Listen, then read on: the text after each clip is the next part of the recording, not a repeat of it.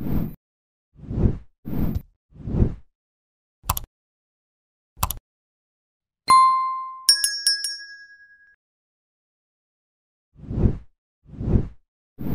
ending to American Horror Stories Backrooms is the latest entry in the FX horror anthology series to explore the lines between life, death, and guilt.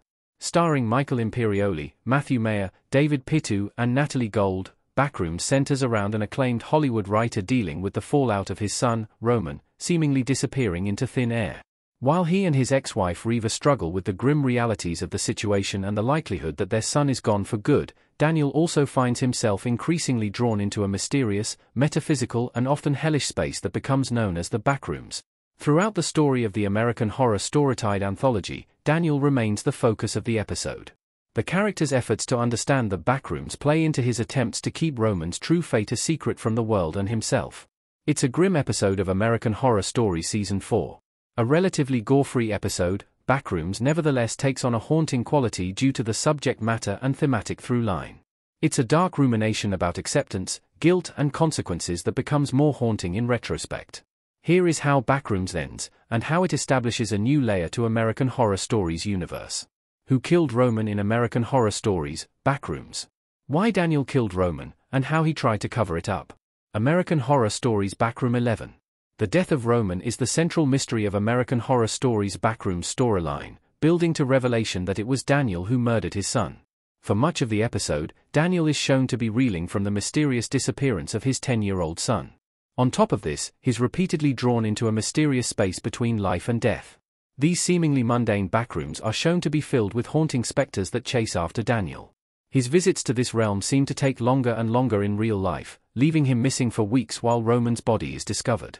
While Daniel can see Roman in this space, the boy's eyes have been gouged out and he's shown hiding behind a mask. It's eventually revealed that Daniel is the one who killed Roman, seemingly snapping at his son and strangling him to death.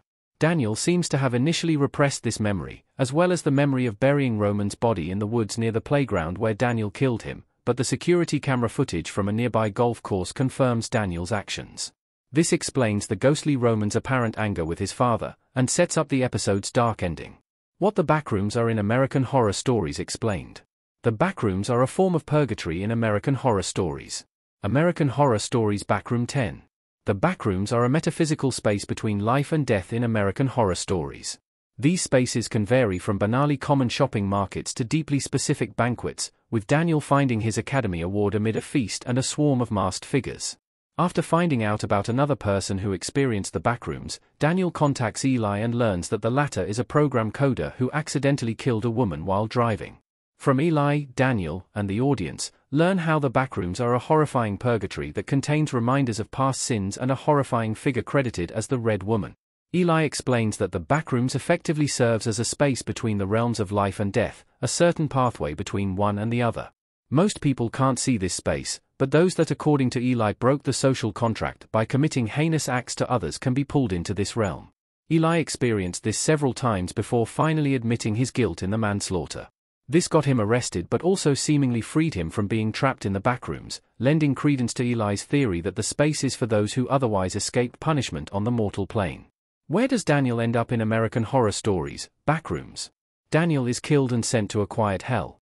Daniel's crimes come to light in the final moments of Backrooms, leading the police to attempt to arrest the writer, and ultimately shoot him dead when he fires on them with a pistol.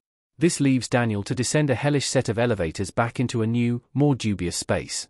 The implication is that Daniel ends up in a hellish afterlife, as the demonic-looking Red Woman leads him to a waiting room where he can expect to spend an eternity reflecting on his actions in solitary silence. This mundane setting seems to register as a fitting hell for Daniel. It's an ideal punishment for Daniel, who may miss his son but seems to confirm the Red Woman's suggestion that he just wants to escape the haunting purgatory of the Backrooms above all else. Notably, the only reading material for the writer to pursue as he passes an eternity alone are a number of magazines about healthy father-son relationships, underscoring how this is a specific punishment for a father who betrayed his son's fundamental trust in him. The episode ends with Daniel alone with his thoughts, waiting for his number to come up in an empty, hellish waiting room. The real meaning of American Horror Stories, Backrooms ending. Acknowledging and accepting guilt may be the key to escaping the Backrooms. American Horror Stories Backroom 12. Guilt is at the very core of Backrooms, with the backrooms themselves drawing attention to the mistakes of those trapped within them. As Daniel sees more of the space, it becomes less general and more specific. The empty halls and shopping market that Eli also saw give way to specific reflections of Daniel's professional achievements and memories of his failures as both a father and husband.